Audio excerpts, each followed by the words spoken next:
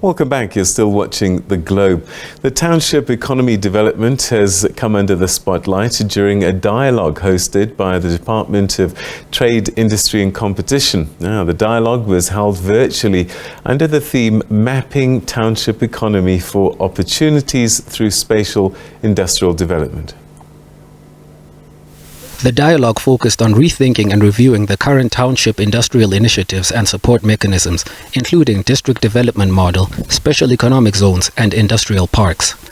According to the Deputy Minister of Trade, Industry and Competition, Fikile Majola, South Africa's townships still experience poor investment, overpopulation, poor infrastructure, high levels of unemployment, deepening poverty, and isolation from mainstream economic centers. Majola added government must establish key industrial and related economic opportunities in all the 44 district municipalities and 8 metros. He added that initiatives of Gauteng and KwaZulu-Natal provincial governments aimed at developing the township economy through the Township Economic Bill and Township and Rural Economy Revitalization Strategy respectively be replicated across all provinces. Well, for more on this initiative, we're now joined via Zoom by Bulelani Balabala, who's an entrepreneur and business speaker. Thanks so much indeed for joining us. Welcome to the program. Thank you so much, Peter, for having me. I appreciate it, yeah. All right. So, you know what, to be honest with you, I've seen these dialogues before. I've seen these conversations happen before, and we've talked about township economy forever. Is the message not dropping about what needs to be done? What's your take? I think much to the now recently gazetted, Township Economic Bill, by the Gauteng province, I think similar to this, there are these consistent dialogues that sort of happen and permeate across the board in various departments. But you see, up until it translates to actual action, then we are, it's synonymous with kissing in the dark. And I think, as an organization, I run an initiative called T, which is Township Entrepreneurs Alliance, which over the past 8 years has directly impacted over 55,000 township entrepreneurs nationally. And I think for us, when we sort of look at the work that we do, and the reach that we've had with the most constrained of budgets, and the impact that we've been able to drive, it sort of becomes mind-baffling, or rather mind-boggling, when you sort of think that, there are departments or organizations or agencies that are sitting out there with billions. And I think for me, it goes back to government organizations being able to plug into entrepreneurial communities that are out there in the various provinces, in the various municipalities, plugging them also into the local LED offices, and then rolling out impactful programs. Because if that doesn't happen, every single 12 months we'll be sitting having fact-finding missions, mapping out strategies to rethink what is needed, And I think, which is why about 2 years ago, we released a research document, and we're releasing one this year to say, let's stop mapping out journeys. Here's a document that will give you a clear indicator where township entrepreneurs are right now, what they need right now, and these are the solutions. So help us understand, when we talk township economy, what are we talking about? Because it's more than just location, isn't it? No, it's totally, it's totally more than just location, because you've got these amazing individuals who have, who sort of migrated their work either through schooling or either through just general, life, and are operating their businesses in urban areas, but these are individuals who come from the township. So I think for me, when you sort of unpack this, we're talking about, I think, number one, primarily individuals from previously disadvantaged or previously excluded communities.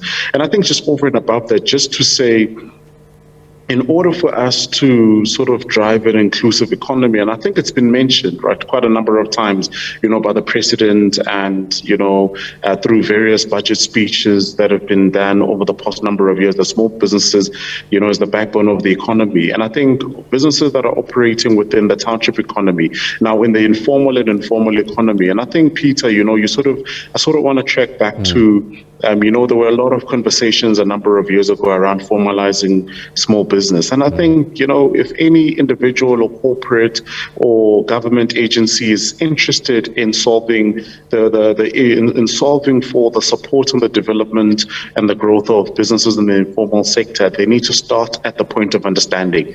And so when we talk about them being informal, that there's over 1.8 million of these informal traders, we then think of them as being disorganized, but they're the most formal organizations that you find out there.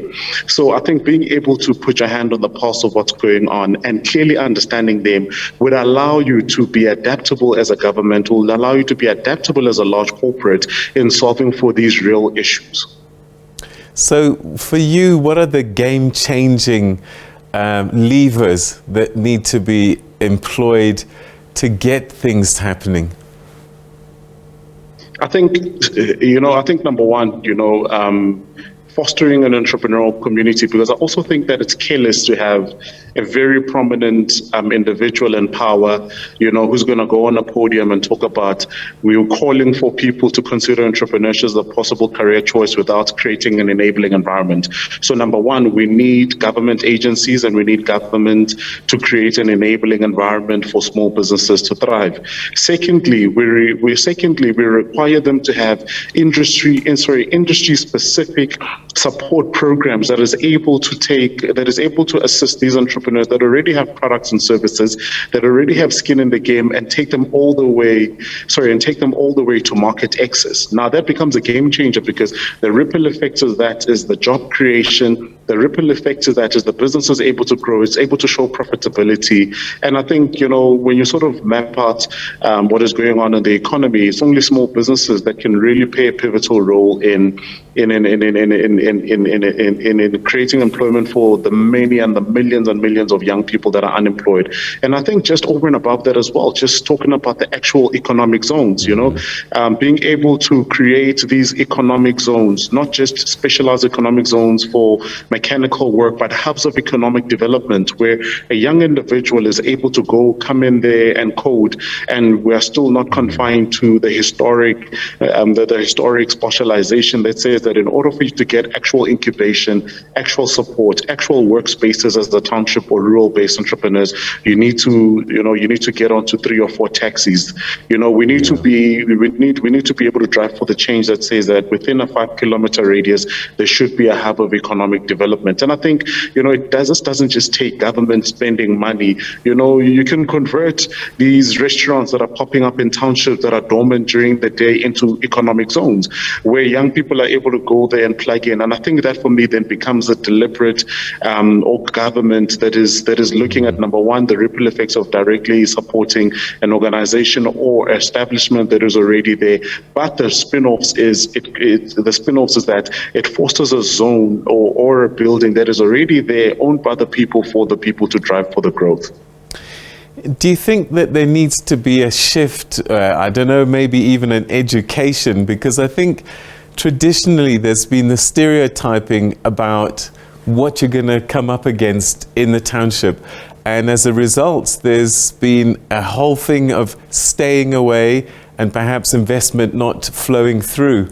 How do we change these mindsets that you see gold rather than an unknown entity?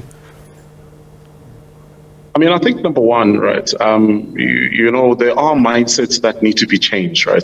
There are negative perceptions around the township, and I think quite largely so. I always say that we are the ones who are township-based individuals to a degree that perpetuate this by how we perceive ourselves. I think stuff like a township is cheap or township is inferior, or you won't get the right sort of service, or these individuals or entrepreneurs don't deliver. That's taking on a blanket approach, and I think if we utilize that sort of similar measuring scale to large corporates, we'd find that quite a number of them fall short of this particular measurement stake. And I think for us in sort of fostering and highlighting the viability of this market, I think for me I think it starts with the consumers, right? I think number one, everyone sees the township for the gold that it is entrepreneurs, but in some cases, the people that are actually active within those spaces. So I think, number one, it becomes very important for someone who lives within that space not to undermine their 5 Rand or 10 Rand or 30 Rand or 50 Rand, but to become very deliberate about where they spend this money, to become very deliberate about spending this money with local businesses and buying from local township-based businesses.